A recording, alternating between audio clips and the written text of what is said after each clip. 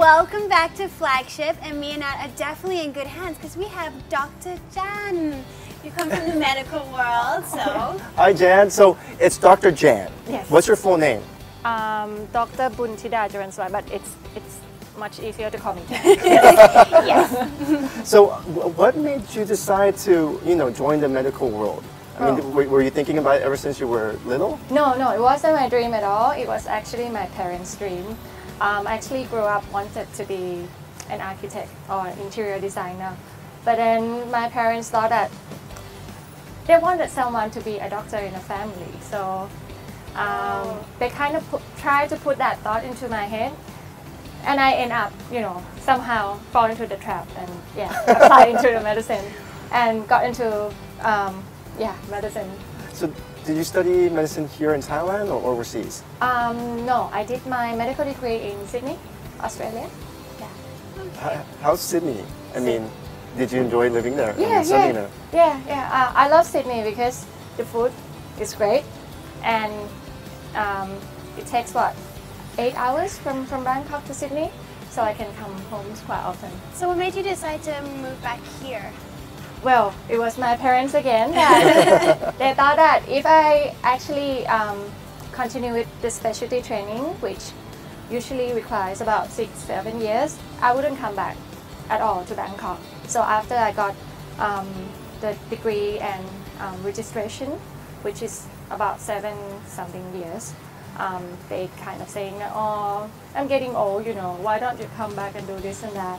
And again, I moved back to Thailand after I got my registration. And that's why you're here. Well, Dr. Jan is also part of our In channel because she has a show coming up. It's called Doctor Talk. Ooh. Could you tell us a little bit more about that? Well, it's a show that,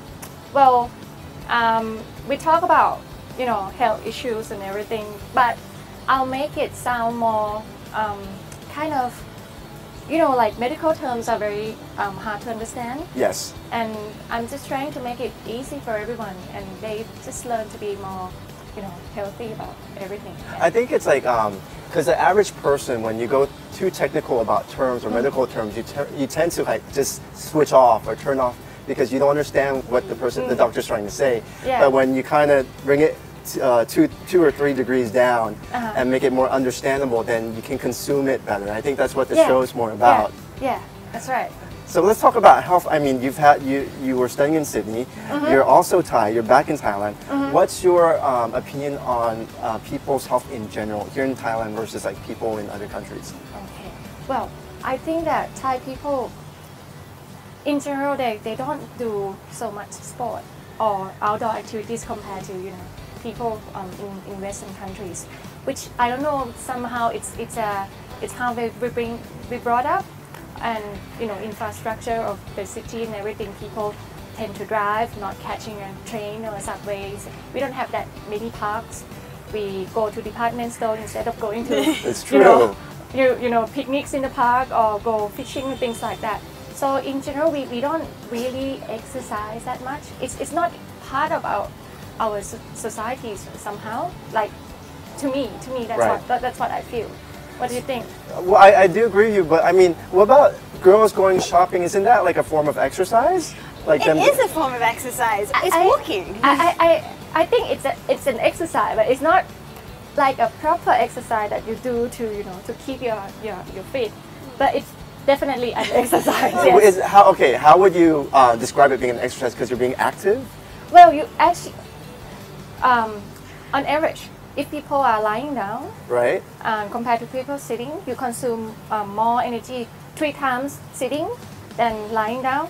And when you stand up, it's about 2-3 times more. And when you walk, so fair enough. Well, I actually heard this one statistic that you should actually only spend 30% of your waking hours sitting, or else it actually makes you older faster. Yeah. Is that true? Yes. Really? Yes. So, but we spend so much of our time sitting. Yeah. I know. So we have to get off our butts. Yes. That's a little difficult. Well, easier for girls because you can hit the malls and walk around. Well, I feel it's part of the Thai educational system. They don't place an emphasis on sports. Yeah. Yes, that's true. Yeah. Yeah. And I think it's because the country is hot, So we don't tend We to. don't want to. We don't want to go out and get sweat. Well, I noticed that the trend is it's slowly changing, slowly but surely, because nowadays you see a huge craze in like cycling and also a huge craze in like marathons, running, and now triathlons. It's not as big as it is overseas in Western countries, but at least there's a start. Yeah. Are you noticing that as well? Yeah. And I like that. I like to see that. I mean, we should get out more. Even though, yes, getting into the sun, we might get, people are scared of like, getting cancer, getting burned, getting tan. But being an Asian or, somehow half Asian, it's a very good thing because we won't get skin cancer that easy. So is it harder for girls to stay fitter than guys? Is that a general thing, or is that just something that it's just because girls are lazier?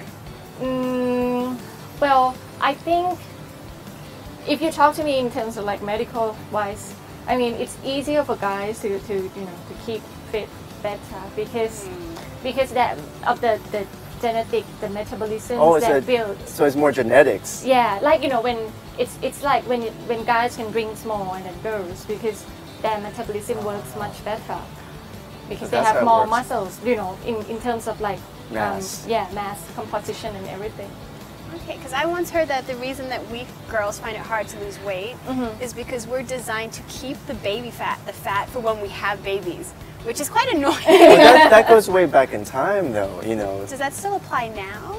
Well, in generally, we decide to have fat as a composition, as a relatively the percentage compared to guys, we will have more fat no matter what.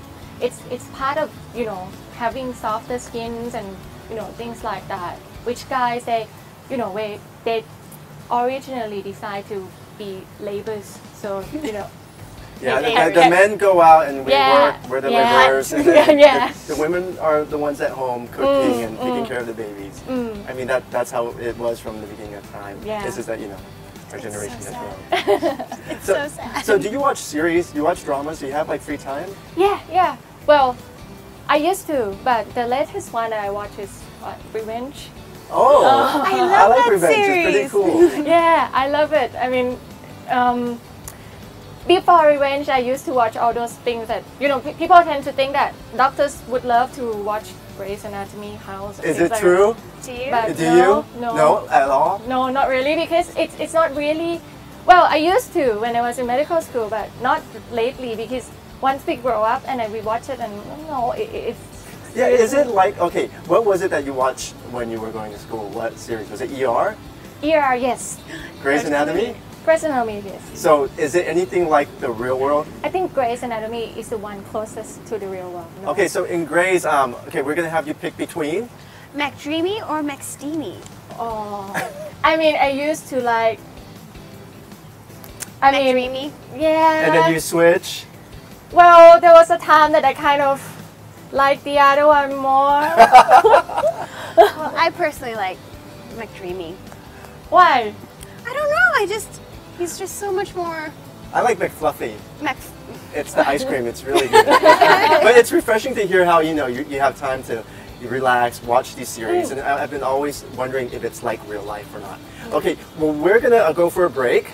When we come back, one of our co-hosts, his name is Bank. Do you have anything to say about him? He's not around, so you can tell us anything. We love to tease him. We love to tease him. But he's coming up next with Barbara, our other co-host, in the next segment. Okay. So we're going to leave you here. Don't go anywhere. So stay. Stay right here. Okay. Barbara and Bank will be here joining you soon. Okay, so you're gonna leave me here? You'll be fine. Coming right up, more house visits for Dr. Jan. This time, Bank and Barbara take the patient chair. When we drink alcohol, it's kind of stop this hormone called ADH, concentrate the urine. When ADH stop working, we cannot concentrate the urine.